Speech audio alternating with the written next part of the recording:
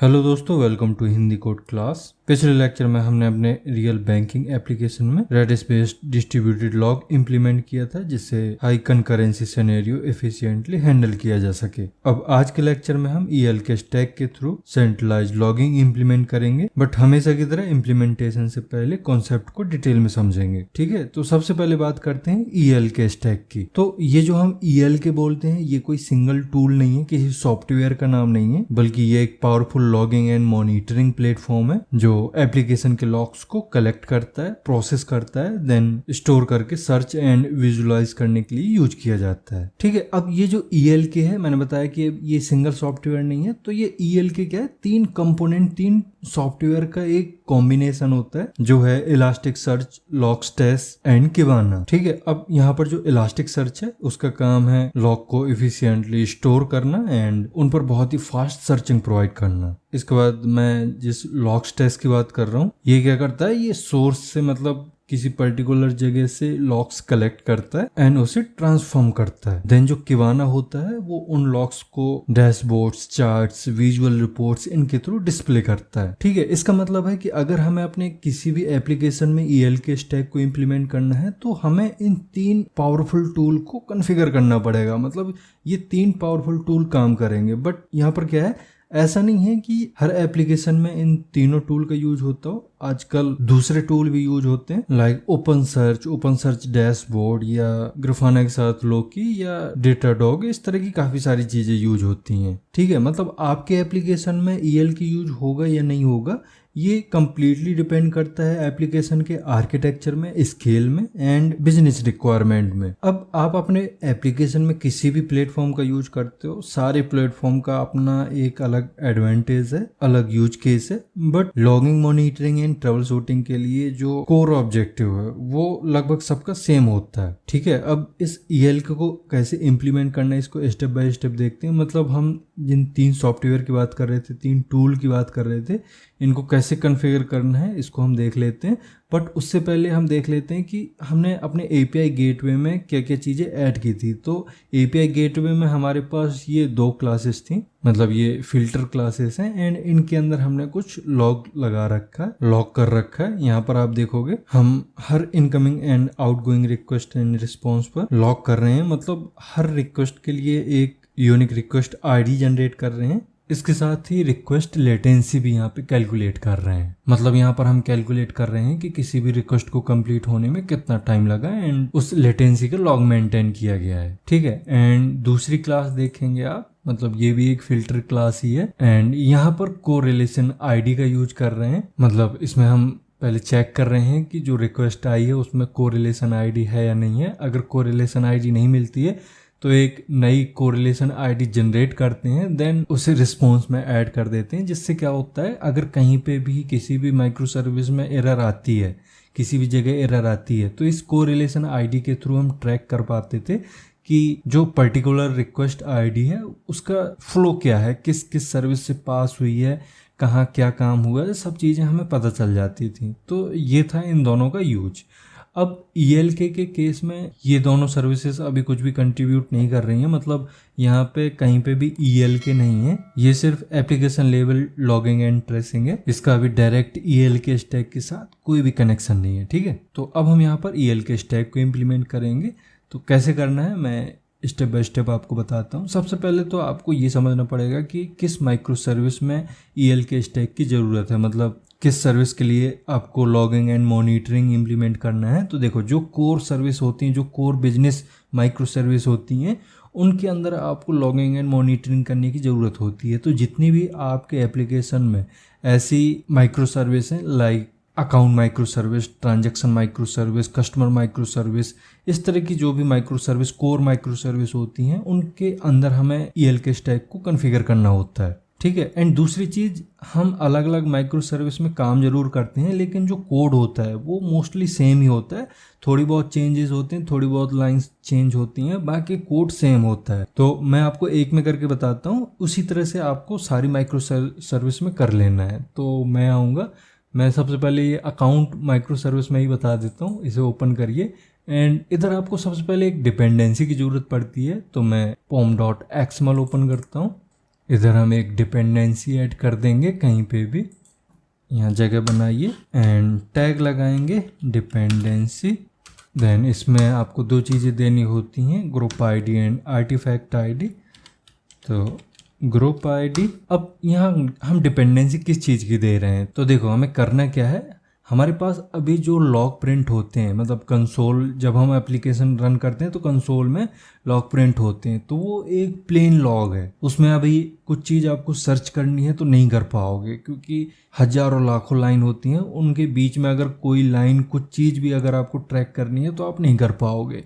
तो आपको क्या करना पड़ेगा, उस प्लेन टेक्स्ट को कन्वर्ट करना पड़ेगा जेसन में। जेसन में क्यों? क्योंकि जो लॉगस्टेस होता है या जो ईएल के सर्च है या किबाना है, वो ज़्यादा बढ़िया से काम करता है जेसन में।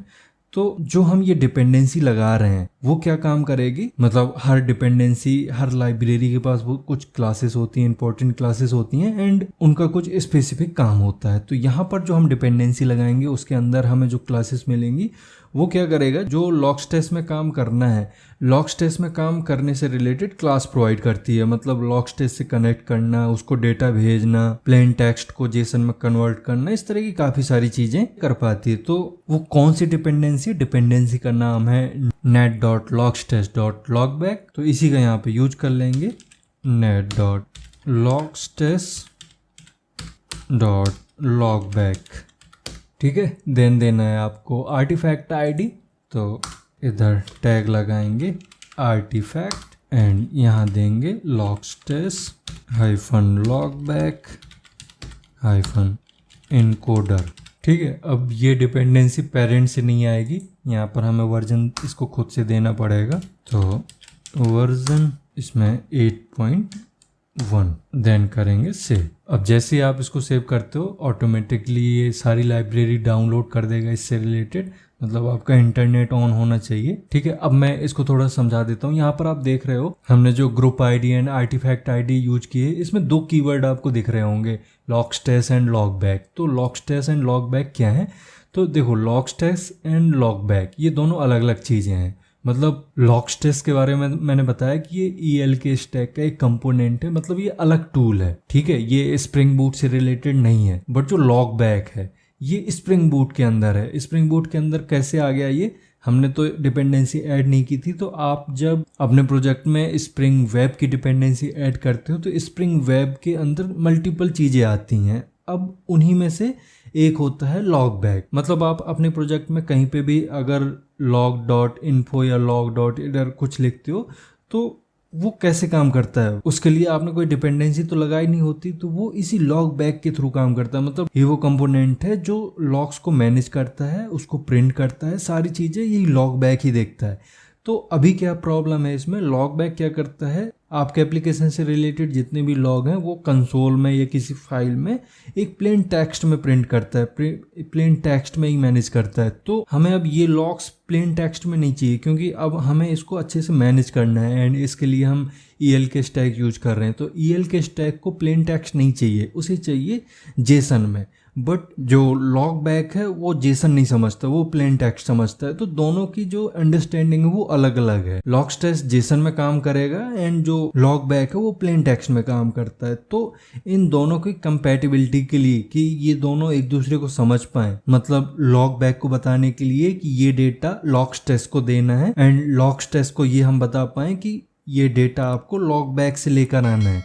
तो इन दोनों की कंपैटिबिलिटी के लिए ये डिपेंडेंसी लगाते हैं। ये एक इनकोडर है। इनकोडर क्या काम करता है, ये लॉग बैक का जो फॉर्मेट है प्लेन टेक्स्ट का, उसको इनकोड करके मतलब कन्वर्ट करके लॉगस्टेस के रीडेबल फॉर्मेट में कन्वर्ट करता है। मतलब लॉगस्टेस को पढ़ पाता है जेसन, तो ये उसको जेसन में कन्वर्ट करेगा। तो जेसन में डायरेक्ट कन्वर्ट नहीं हो जाएगा, उसके लिए क्लासेस चाहिए, जो भी चीज़ें चाहिए वो इस डिपेंडेंसी से हमें मिल जाएंगी। ठीक है, ये आपका एक स्टेप कंप्लीट हो गया। सेकेंड स्टेप में आपको सारी माइक्रो सर्विस में जहाँ भी आप ये डिपेंडेंसी लगाओगे वहाँ पर रिसोर्स के अंदर आपको एक XML फाइल बनानी है जिसका नाम आपको logback-spring.xml ही रखना है, इसे चेंज नहीं करना है। तो हम एक बार रिसोर्स के अंदर आते हैं, यहाँ पर एक फाइल बनाते हैं, इसे राइट क्लिक करिए, न्यू एंड फाइल,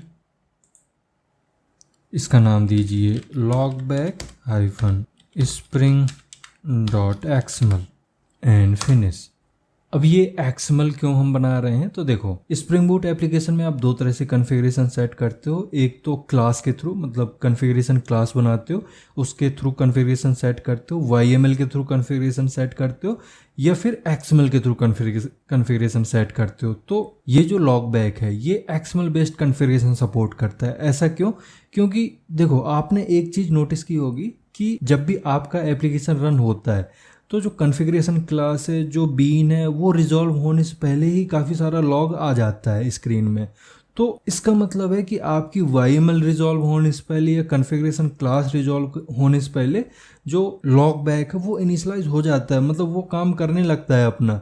तो अगर हम कॉन्फ़िगरेशन क्लास के अंदर इसकी कॉन्फ़िगरेशन देते हैं या वाईएमएल में कॉन्फ़िगरेशन देते हैं तो वो काम नहीं करेगी, क्योंकि उससे पहले ही लॉग बैक अपना काम स्टार्ट कर देता है। तो हमें चाहिए एकदम स्टार्टिंग में कि फर्स्ट लाइन जब लॉग प्रिंट करे ना, लॉग बैक प्रिंट करे, तो उसको पता होना चाहिए कि उसको किस तरह से लॉग प्रिंट करने हैं, क्या करना है। तो बेसिकली इस एक्सएमएल फाइल में हम लॉग बैक के लिए कॉन्फ़िगरेशन सेट कर रहे हैं एंड इसमें आपको बताना होता है कि जो लॉग है वो किस तरह से जनरेट होंगे, किस फॉर्मेट में जनरेट होंगे, एंड डेस्टिनेशन क्या होगा, मतलब उन लॉग को कहाँ पर भेजना है। तो अभी हमारे केस में जो डेस्टिनेशन है वो लॉगस्टेस है, मतलब हम लॉगस्टेस को ये लॉग भेजेंगे, इसके बाद लॉगस्टेस उसको स्टोर करेगा इलास्टिक सर्च में, ठीक है। एंड दूसरी इंपॉर्टेंट चीज आपको दिमाग में रखनी है, जो कि अभी मैं बता चुका था, कि जो इस एक्सएमएल का नेम है आपको सेम यही नेम रखना है। अगर आप कुछ और नेम रख देते हो तो स्प्रिंग ऑटोमेटिकली इसको नहीं देखेगा एंड फिर आपको कॉन्फ़िगरेशन उसके लिए सेट करनी पड़ेगी। तो जब भी इस एक्सएमएल का नाम दीजिए वो लॉग बैक हाइफन स्प्रिंग इस तरह से ही दीजिएगा, ठीक है। अब इसे लिखना कैसे है, तो सबसे पहले आपने देखा होगा किसी भी एक्सएमएल में एक्सएमएल का डिक्लेरेशन होता है, तो हमें भी यहाँ पर इसका डिक्लेरेशन सेट करना पड़ेगा। इसमें सबसे पहले तो वर्जन सेट करते हैं जो कि हो जाएगा 1.0। देन इनकोडिंग के लिए UTF-8 आ गया एंड डिक्लेरेशन को करिए क्लोज। अब इसमें कॉन्फ़िगरेशन सेट करने के लिए इसका एक रूट टैग होता है कॉन्फ़िगरेशन, इसके अंदर ही आपको सारी कॉन्फ़िगरेशन सेट करनी होती है। अब इसमें सबसे पहले हम सेट कर देंगे अपेंडर, इसमें देना होता है नेम, इधर दीजिए लॉगस्टेस, ठीक है। अपेंडर मतलब आपको लॉग कहाँ भेजना है, तो आपने यहाँ पे बता दिया लॉगस्टेस में, ठीक है। इसके बाद बतानी होती है आपको एक TCP सॉकेट क्लास, जिसके थ्रू जो भी लॉग जनरेट होंगे वो लॉगस्टेस को भेजे जाएंगे। तो यहाँ लिखेंगे क्लास का नाम है net.logstash.logback.appender. देन क्लास का नाम तो logstash TCP सॉकेट appender, ठीक है। तो यही एक्चुअल इम्प्लीमेंटेशन क्लास है जिसके थ्रू जो भी जनरेटेड लॉग हैं वो TCP सॉकेट के थ्रू लॉगस्टेस को भेजे जाएंगे, ठीक है। इसके बाद बताना होता है कि जो लॉगस्टेस है उसका डेस्टिनेशन क्या है, कहाँ पर वो चल रहा है, क्योंकि वो एक अलग टूल है जो कि कहीं अलग जगह चल रहा होगा। वो आपके लोकल सिस्टम में भी चल रहा हो सकता है या फिर किसी दूसरे सिस्टम में भी, तो उसका हमें एड्रेस बताना होता है, जिसके लिए एक दूसरा टैग यहाँ पे यूज करते हैं। नीचे आएंगे, इधर देंगे डेस्टिनेशन।